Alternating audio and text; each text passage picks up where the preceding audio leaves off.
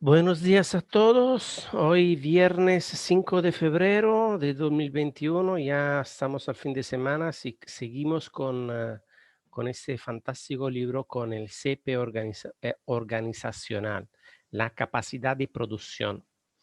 Uno de los aspectos extraordinariamente valiosos de todo principio correcto reside en que es válido y aplicable en una amplia variedad de circunstancias. A lo largo de este libro me gustaría compartir con el lector algunos de los modos en que esos principios se aplican tanto a las organizaciones, entre ellas las familias, como a los individuos. Cuando la gente no respeta el equilibrio, producción, capacidad de producción, en su uso de los bienes físicos en las organizaciones, reduce la efectividad organizacional y suele dejar a otros una gallina moribunda. Por ejemplo, una persona a cargo de su bien físico, digamos una máquina, puede estar ansiosa por causar una buena impresión en sus superiores. Tal vez la empresa pase por una etapa de rápido crecimiento y lleguen pronto las promociones. Por lo tanto, este hombre está produciendo en niveles óptimos, ningún tiempo muerto, nada de mantenimiento. La máquina trabaja día y noche. La producción es extraordinaria, los costos bajan, las posibilidades son infinitas. Al cabo de poco tiempo, el hombre obtiene su ascenso, huevos de oro. Pero suponga el lector que es su sucesor en el puesto. Que es su sucesor en el puesto. Hereda entonces una gallina muy enferma, una máquina que ya está deteriorada y empieza a fallar. Tiene que realizar una inversión considerable en mantenimiento. Los costos se disparan, la utilidad cae en picado. ¿Y a quién se culpará por la pérdida de los huevos de oro? A usted. Su predecesor destruyó el bien, pero el sistema contable solo informaba sobre unidades producidas, costos y utilidades. El equilibrio producción-capacidad de producción resulta particularmente importante cuando se aplica a los bienes humanos de la organización, clientes y empleados. Conozco un restaurante que servía una exquisita sopa de almecas y habitualmente estaba lleno de clientes. Después lo vendieron y al nuevo propietario le interesaron más los huevos de oro.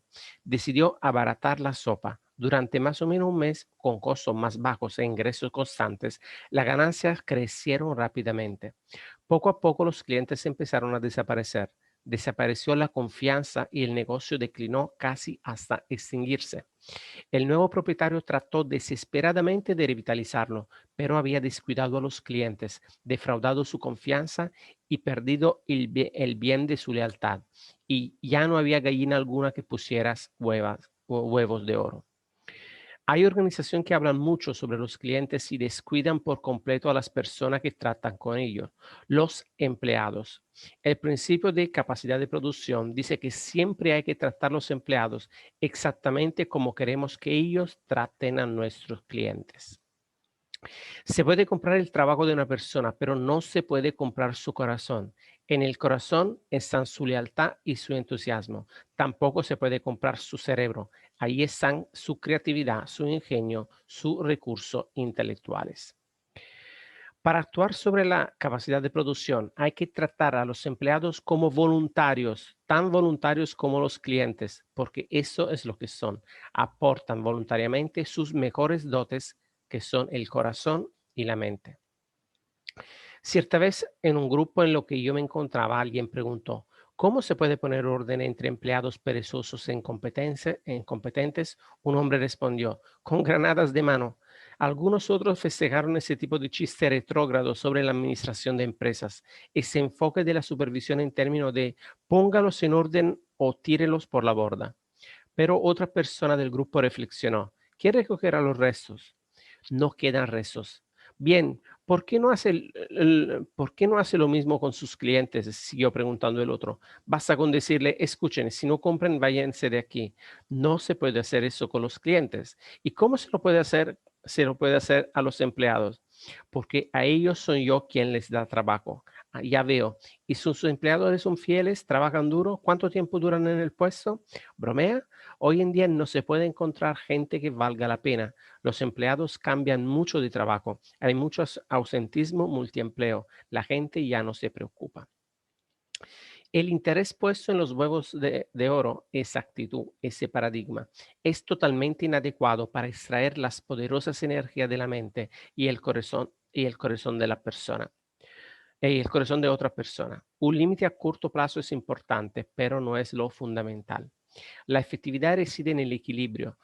Centrarse exclusivamente en la producción da por resultado una salud deteriorada, máquinas desgastadas, cuentas bancarias en números rojos y relaciones rotas.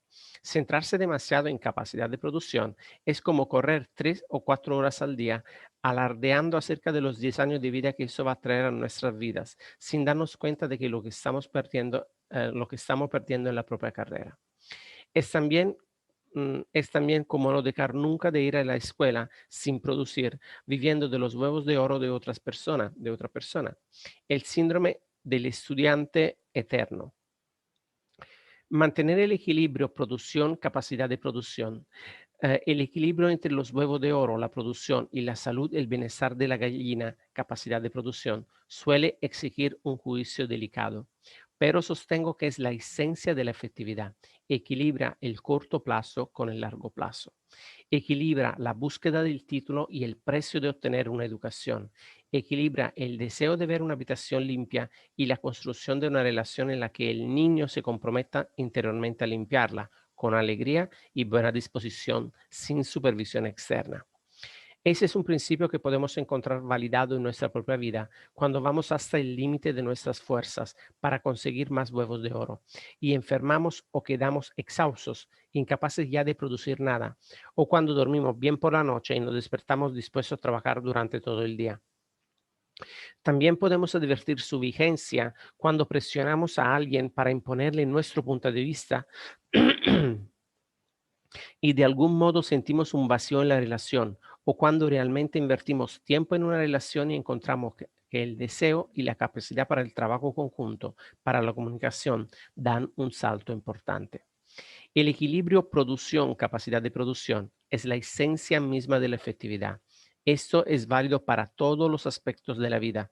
Podemos trabajar con él o contra él, pero ahí está. Es un faro. Es la definición y el paradigma de la efectividad sobre los cuales se basan los 7 hábitos expuestos en este libro. ¿Cómo usar este libro? Antes de que empecemos a trabajar con los 7 hábitos de las personas efectivas, me gustaría sugerir 2 cambios de paradigma que acrecentarán en gran medida el valor que se reciba de este material. En primer lugar, recomendaría que no se vea este material como un libro, en el sentido de que haya que leerlo una vez y guardarlo en la biblioteca. Se puede decidir leerlo completamente de una vez para tener una idea del todo, pero este texto está concebido como compañero en el proceso continuo de cambio y crecimiento. Está organizado gradualmente y con sugerencias prácticas. Al final de todos los capítulos, cada uno de los cuales se dedica a un hábito, con el fin de que el lector pueda ir concentrándose en cada hábito a medida de que esté listo para hacerlo. Mientras avanza hacia niveles más profundos de comprensión y realización, puede volver una otra y otra vez a los principios implícitos en cada hábito y trabajar para desarrollar su conocimiento, capacidad y deseo. En segundo término, sugeriría que el lector cambiase de paradigma de su propio compromiso con este material, pasando del rol de discípulo al de maestro, que asumiese un enfoque de adentro hacia afuera y leyera con la idea de compartir o discutir lo que aprenda con alguna otra persona en el plazo de las 48 horas siguientes. Si usted supiera, por ejemplo, que tendrá que enseñarle el material sobre el equilibrio, producción, capacidad de producción a alguien en el plazo de las próximas 48 horas, ¿habría alguna diferencia en su experiencia de lectura? Plantéselo ahora mientras lea la sesión final de este capítulo. Lea como si tuviera que explicárselo a su cónyuge, a su hijo, a un compañero de trabajo, a un amigo, hoy o mañana, cuando todavía el contenido está fresco en su mente, y tome nota de las diferencias en su proceso mental y emocional.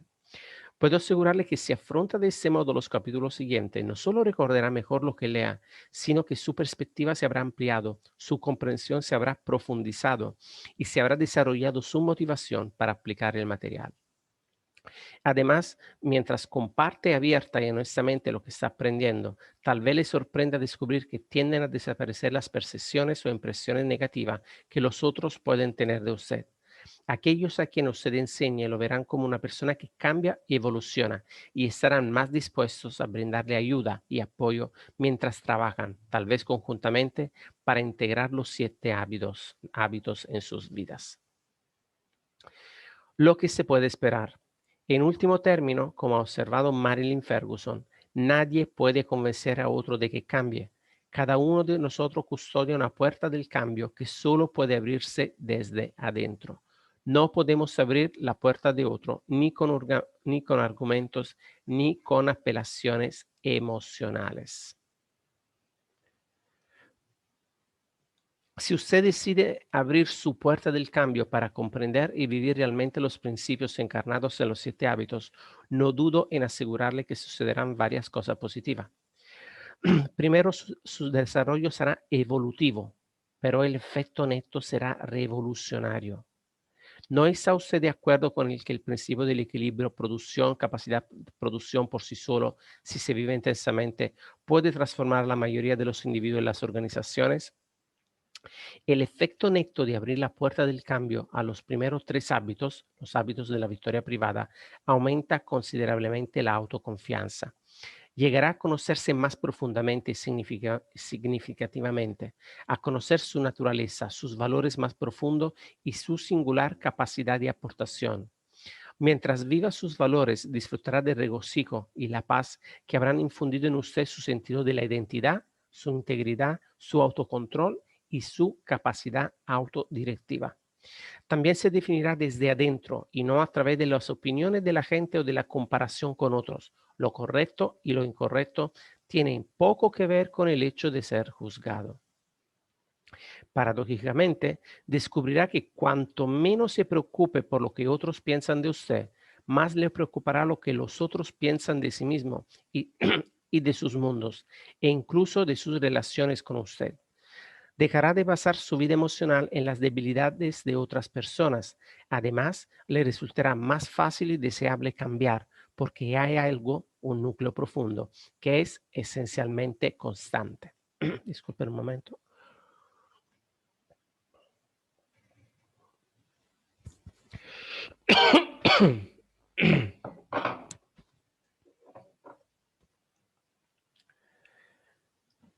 Perdona un momentito.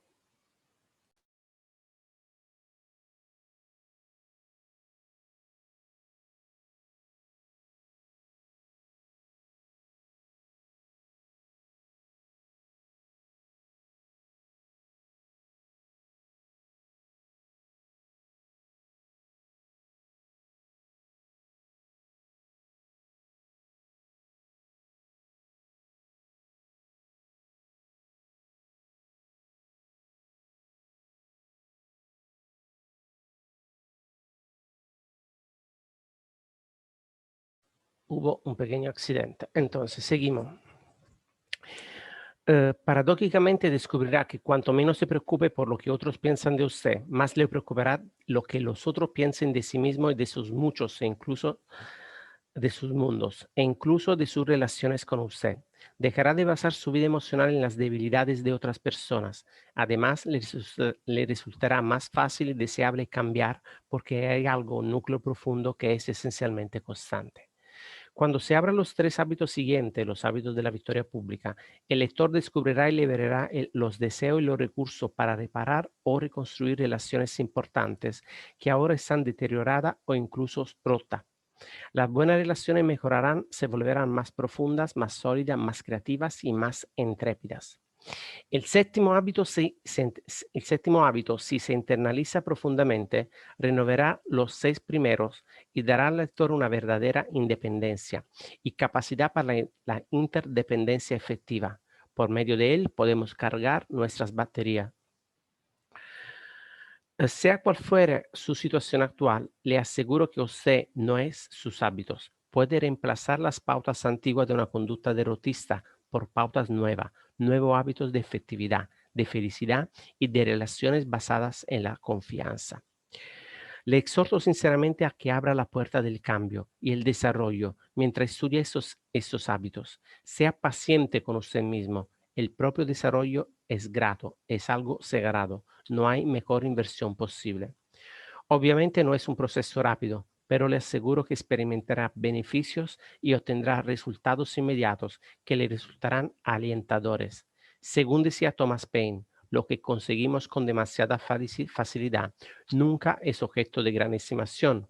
Solo lo que nos cuesta obtener otorga valor a las cosas. El cielo sabe poner un precio adecuado a sus bienes.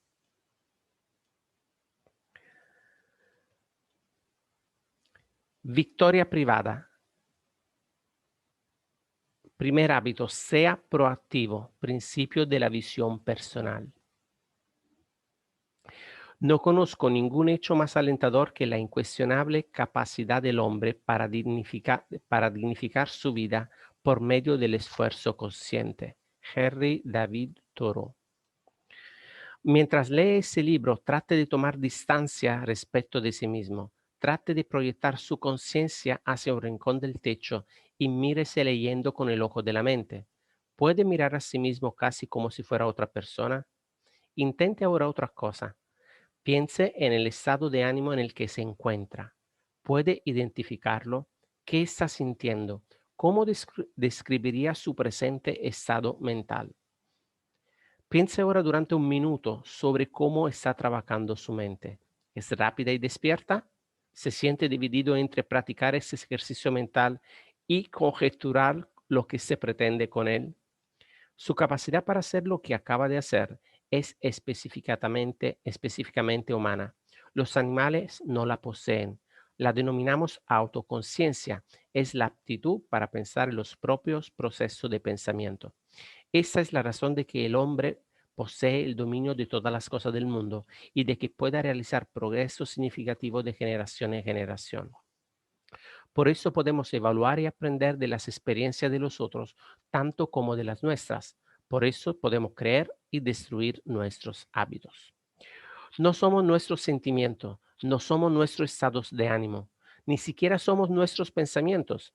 El hecho mismo de que podamos pensar sobre esas cosas nos separa de las cosas y del mundo animal. La autoconciencia nos permite distanciarnos y examinar incluso el modo en que nos vemos, el modo en que nos vemos, ver el paradigma de nosotros mismos, que es el más fundamental para la efectividad.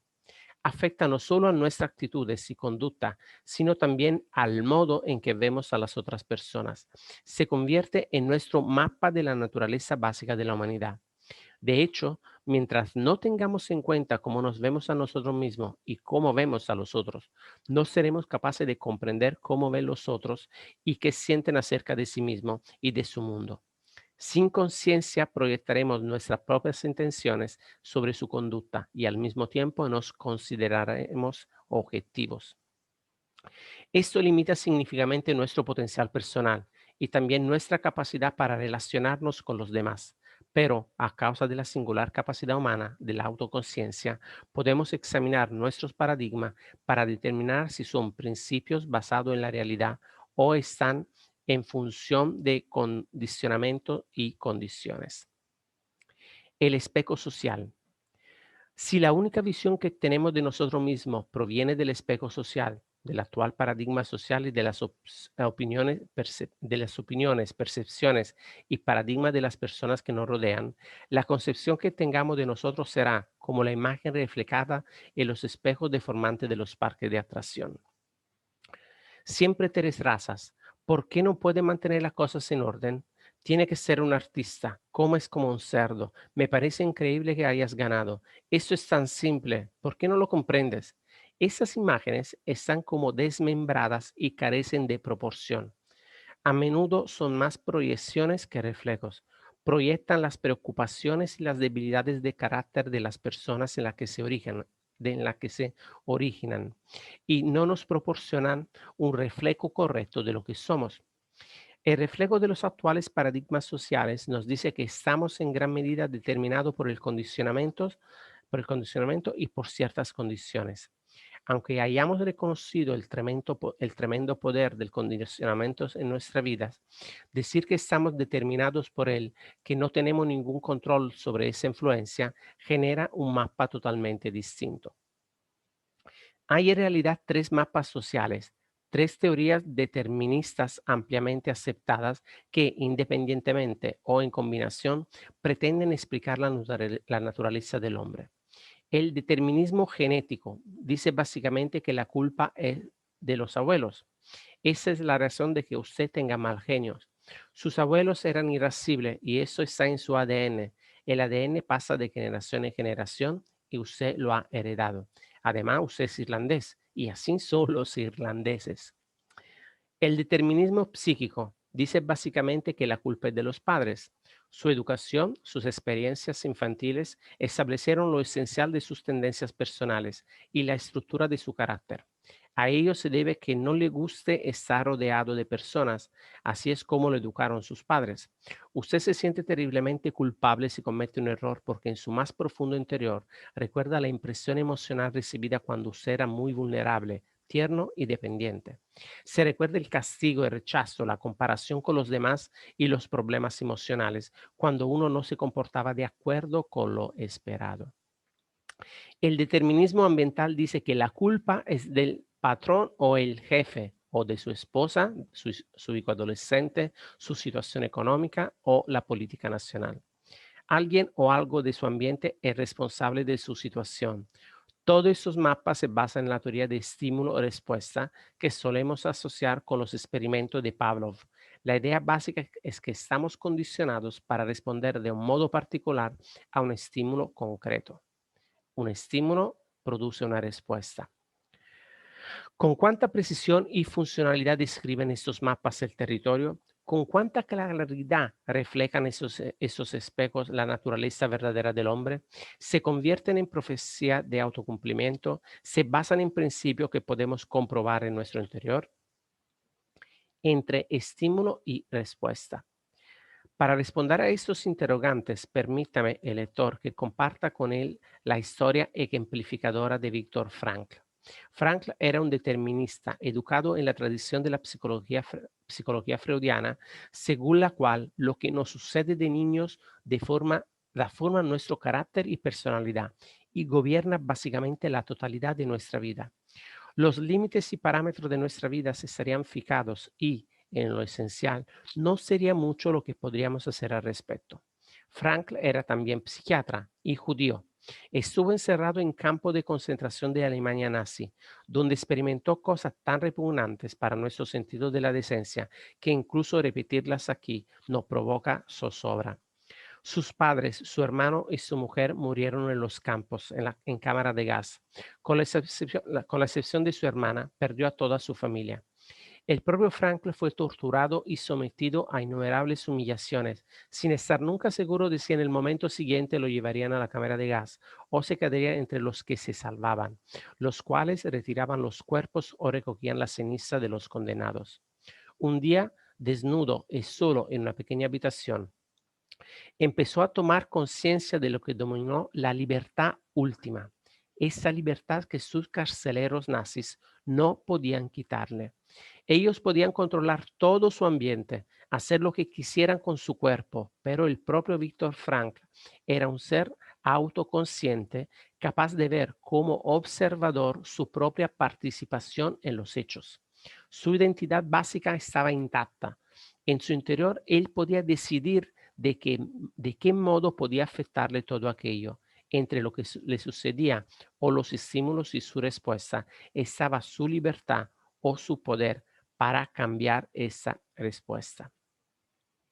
En medio de sus experiencias, Frankl se proyectaba hacia contextos distintos. Por ejemplo, se imaginaba dando conferencia ante sus alumnos después de haber sido liberado del campo de concentración. En el aula se describiría a sí mismo y expondría como lección lo que había aprendido durante la tortura.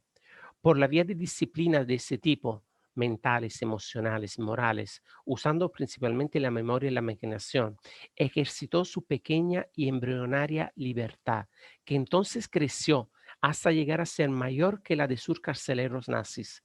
Los nazis tenían más libertad exterior, más opciones entre las que podían elegir en su ambiente, pero él tenía más libertad interior, más poder interno para ejercitar sus opciones.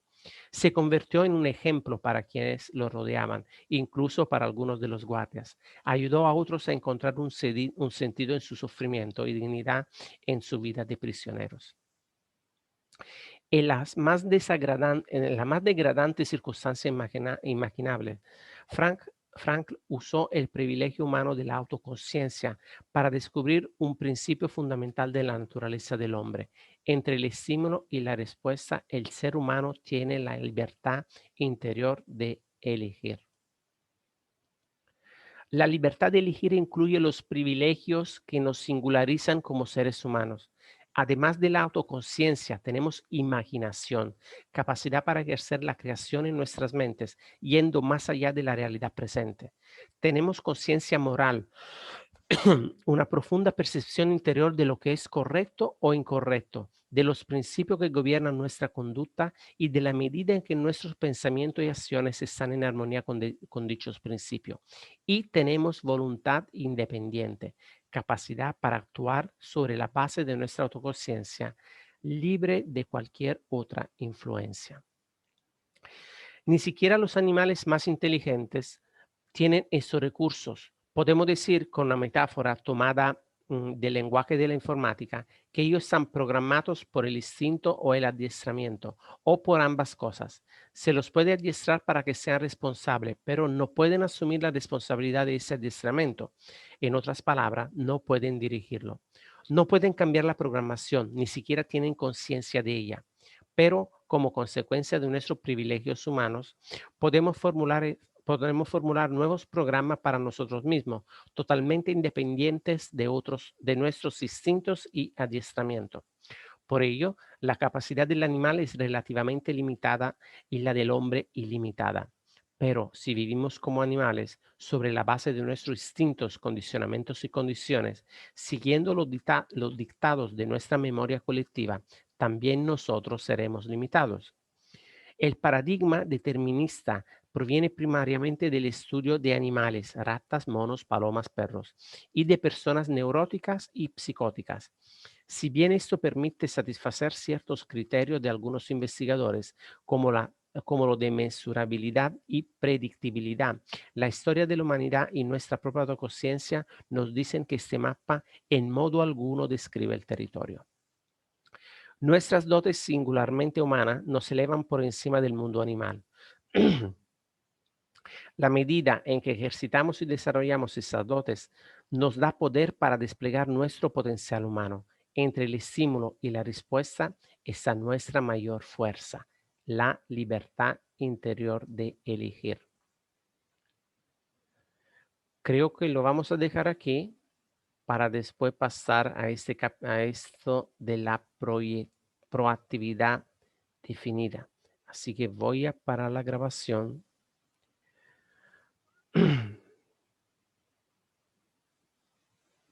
Y nos veremos el lunes para seguir con la lectura.